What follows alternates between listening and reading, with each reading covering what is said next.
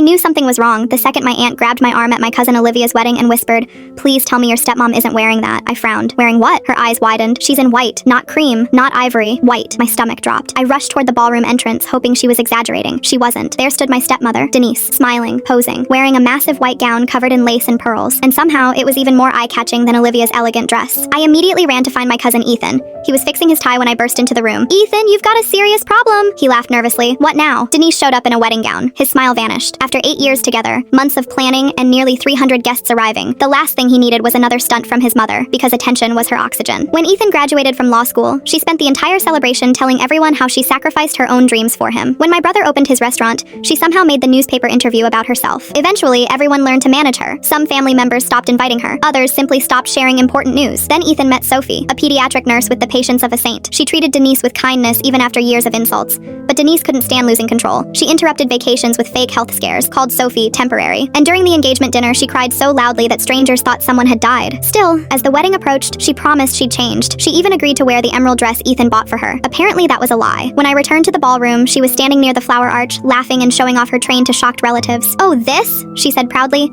"I just wanted to feel special." That's when I looked over and saw Ethan sitting alone, head down, trying desperately to keep Olivia calm, and something inside me snapped. I wasn't about to let her ruin this day, so I walked over to the dessert table, picked up the largest glass of blackberry punch I could find, and headed straight toward her. I positioned myself carefully. One step, one turn. "Denise?" She spun around, and suddenly, the dark purple liquid flew into the air. Everything happened in slow motion. The punch splashed across the front of her dress, down the skirt, across the train. The white fabric instantly turned purple. Gasps filled the room. I covered my mouth. "Oh my God, I'm so sorry." I even let tears form in my eyes. Years of theater classes finally paying off. Denise froze, completely speechless. For once in her life, she couldn't scream, couldn't throw a tantrum, couldn't risk embarrassing herself in front of hundreds of people, so she quietly left. Her house was 2 hours away. By the time she returned, wearing the emerald dress, the ceremony had ended, the pictures were done, and the reception was already in full swing. She missed everything. Later that night, Olivia hugged me and whispered, "You're officially my favorite cousin." But my favorite moment came a week later. A package arrived at my apartment. Inside was a bottle of expensive wine, along with a note, "For saving the happiest day of our lives. Love, Olivia and Ethan." Months later, Denise still complains about the horrible punch accident that ruined her chance to appear in the wedding album, which is funny